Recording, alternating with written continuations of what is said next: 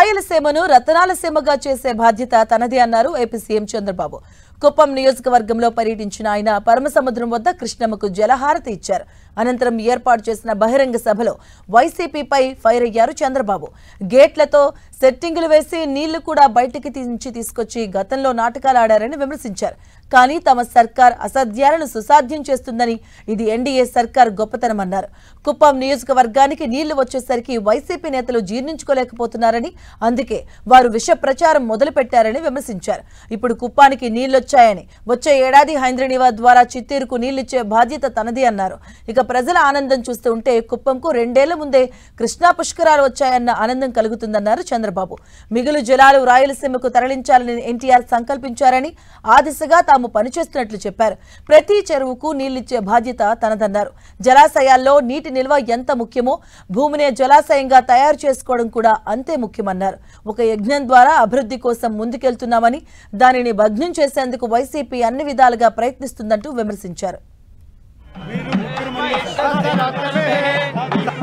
ఎక్కడికక్కడ సొరంగాలు కూడా తవ్వి అక్కడి నుంచి నీళ్లు తీసుకొచ్చాం. మీ అభిమానం చూస్తే ఈరోజు కృష్ణా పుష్కరాలు మళ్లీ 2008లో వస్తున్నాయి. కుప్పానికి మాత్రం 2 సంవత్సరాల కంటే ముందే కృష్ణా పుష్కరాలు ఇక్కడికి వచ్చాయి. ఈరోజు నీళ్లు వచ్చాయి, జీర్ణించుకోలేకపోతున్నారు కొంతమంది. నేను ఇక్కడి నుంచి పోతానే ఇవి కూడా నీళ్లు ఆగిపోతాయని ప్రచారం మొదలుపెట్టారు. ఒకటే హెచ్చరిస్తున్నా, అది మీ యూఎస్పీ, నా యూఎస్పీ అది కాదు. ప్రతి చెరువుకు నీళ్లిచ్చే బాధ్యత నాది. కొన్ని దూరంగా ఉంటే చిన్న చిన్న పైపులు వేసుకోగలిగితే అవి కూడా చెరువులకు నీళ్లిచ్చే పరిస్థితి వస్తుంది.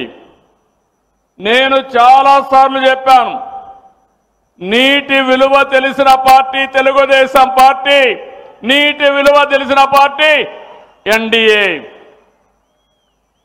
నీటి విలువ, రైతుల సమస్యలు తెలియని పార్టీలు మిగిలిన పార్టీలు అని చెప్పి కూడా మీకు తెలియజేస్తున్నా. వైఎస్ఆర్ కాంగ్రెస్ పార్టీ అలవాటు రాయలసీమని ఎప్పుడూ రక్తపాతం చేసే ఆలోచన. మనం రాయలసీమని నీళ్లు తీసుకొచ్చి ఒక రతనాల సీమగా చేసే ఆలోచనతో మనం ముందుకు పోతున్నాం. ఎప్పుడు కూడా గోదావరి ఓసారి ఉగ్ర రూపంలో వస్తుంది. 40-50 లక్షల క్యూసెక్స్ నీళ్లు వస్తాయి. అంటే ఒకే రోజు 400 నుంచి 500 టీఎంసీ నీళ్లు సముద్రానికి పోతాయి. అలాంటి ప్రాజెక్టులు డయాఫామ్ వాళ్ళు కడితే దాన్ని రక్షించలేకుండా అది కొట్టుకొని పోయింది. 380 కోట్ల రూపాయలతో పూర్తి చేశాం. ఒకే సంవత్సరం 2 సీజన్లో పూర్తి చేశాం. ఇప్పుడు కొట్టుకొని పోయిన తర్వాత మళ్ళీ 1000 కోట్ల రూపాయలు ఖర్చు పెట్టే పరిస్థితికి వచ్చాం.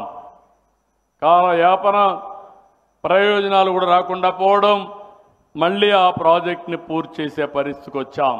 ప్రశాంతమైన కుప్పంలో రప్ప రాజకీయం చేయాలని చూశారు. కానీ విధి అంతకంటే బలమైనది. మొన్న పులివెందల, ఒంటిమిట్ట, ఏం తమ్ముళ్ళు ఏం జరిగిందని మిమ్మల్ని అడుగుతున్నా.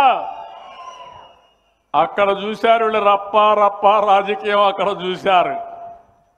కబద్దార్, గుర్తుపెట్టుకోండి, తమాషా అనుకుంటే ప్రజలు మిమ్మల్ని క్షమించే పరిస్థితిలో ఉండరని మరొకసారి హెచ్చరిస్తున్నా.